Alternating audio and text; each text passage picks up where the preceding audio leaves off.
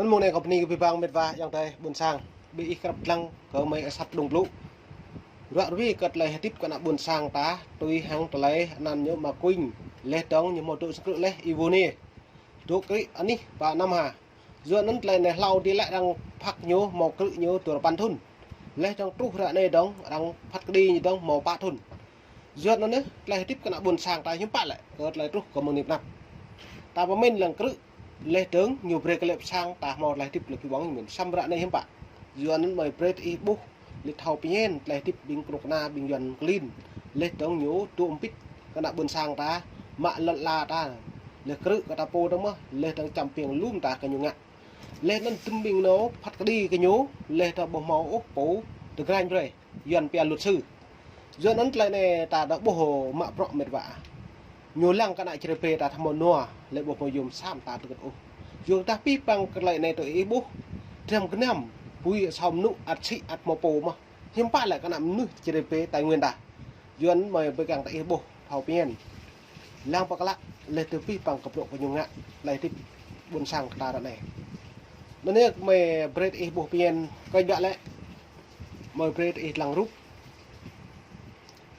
lệ đông thâu hiếm bạn cặp lại như phát cái đi này giờ nào pít bằng cái nào buồn sàng ta một cái tương đi ta một ngẹt điệu Sydney kia luôn nơi bây giờ cho Ivone nó mong niệm nắp lu hello cái đơn tương giờ nó mệt vả dần dần là thầu nó ta lấy cái nhung ngẹt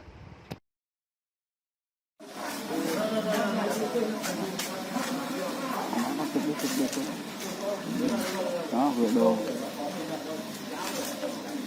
tôi nhìn người gây guộc em đó bà này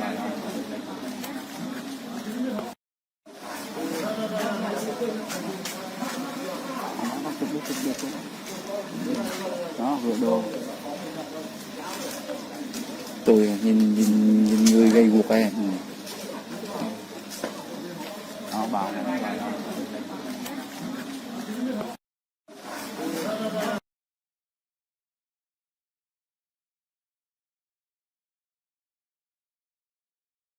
có mặt tại tòa án huyện Cư Quyên để dự buổi xét xử sơ thẩm ông Igor Ye về tội gì thì cái đó tôi đã có thông tin trên Facebook và sau giờ xét xử tuyên án thì hiện nay là tòa đã tuyên ông Igor là 4 năm tù giam đúng không, và có cái thời hạn quản chế bao nhiêu hồi nãy nghe rõ có thời hạn quản chế không? Nhưng mà mấy lâu thì mình có nhận được những cái giấy tờ quyết định mà gia hạn tạm giam đó không có nhận được gì hết. Thôi chuyện đó có thể là nói sau. Thì bây giờ thì ở đây là Lục Võ Ngọc Lục, đây là thầy giáo Đặng Phước và bên kia là anh Ngô Thục, thì cũng anh em ở buôn Ngô Thục cũng tới đây để hỗ trợ, cũng tới đây để hỗ trợ, nói chung là tinh thần và tham dự đó. Ủa, cho anh tôi báo nghe thoải mái đi. Đó là Lục là anh cũng hay đi nhiều buôn đồng bào lắm. Đúng rồi, thì nói chung là mình cứ làm việc gì pháp luật cho phép, giúp đỡ nâng đỡ người khác là ok. Bây giờ giả sử đó, anh lịch sử để anh nghe này, bây giờ giả sử Igor có làm điều gì đó sai, Igor có làm gì đó sai thì cái chuyện đó dựa pháp luật và những cái phiên xử phúc thẩm tiếp theo. Thì nếu có gì gia đình không có khả năng thuê luật sư hoặc có gì không hiểu biết gì về pháp luật thì luật sẽ có thể giúp đỡ cho vấn đề là ví dụ như thủ tục kháng cáo hoặc là thuê luật sư gì đó thì luật sẽ giúp đỡ cho. Và mọi việc Lục làm ở đây là công khai. Hồi nãy như ở đây Mỹ Xuân, hồi nãy là Hờ Xuân hả? Hờ Xuân có nói là có anh nào đó là cấm không cho gặp mà mấy anh em. Thì mình thấy điều đó là vô lý, mong rằng điều đó là không đúng pháp luật. Nếu có anh nào mà ngộ nhận điều đó thì cũng mong rằng chấm dứt cái suy nghĩ đó đi, nó không hay. Và sáng hôm nay tôi cũng nhận một cái sứ mệnh yêu thương, tức là một món quà từ cha Lê Văn Lộc, là một linh mục công giáo, và vị đã tặng, đã gửi thăm nuôi, biết cái hoàn cảnh của ông Igor rất là khó khăn trong cái hoàn nạn này. Thì thường gọi là cha Lộc, tức là linh mục Lê Văn Lộc, đó là thuộc dòng Chúa Cứu Thế Sài Gòn, và ông đã chuyển qua tài khoản và nhờ tôi gửi 4 triệu đồng để thăm nuôi Igor và cũng như mua quà cho con của Igor. Và món quà này là công khai của một vị chức sắc tôn giáo bày tỏ tình yêu thương, chia sẻ cho gia đình của Igor, và tôi nhiệm vụ của đây là tôi trao lại đó. Và cái này thì mình cứ sử dụng đúng cái mục đích của mình như ân nhân họ mong muốn. Đúng rồi. Rồi không có gì phải lo ngại cả. Dạ.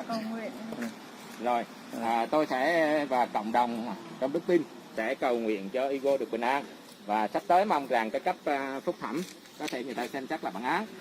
Thực sự những cái việc làm sáng nay á thì tôi cố gắng nghe tòa thì cũng không thấy công bố các bản giám định Đấy đâu, đấy bình thường thôi, là gì đâu. Mặc gì lại lúc tôi quay đang quay đấy. Đợi thôi, mình còn không có thời gian nhiều. Bây giờ Sao này đừng trộm được, đừng nói. Tôi đứng đây, tôi đang đứng giữa sân. Đây đâu? Có gì đâu? Tôi ngồi đây cho thầy quay làm gì đâu ghê vậy? Tôi đang đứng giữa sân tòa đây, có gì đâu mà này là lén lúc. Đừng có nói dòng đó với tôi. Nghe chưa? Quyền làm cái gì pháp luật không cấm. Đúng rồi. Quay tôi mà giả sử giấu làm gì? Nếu giả sử quay thoải mái mà. giả sử như ba anh em chúng tôi làm gì sai chỉ cần có biển số xe Có gì đâu. tới nhà Mình làm đúng pháp luật là được. Tôi không nói thầy sai. Nó bảo là cứ quay trực tiếp tôi đừng nên chơi. Thôi. Có giáo nào đứng trong khai. Tôi đừng công khai.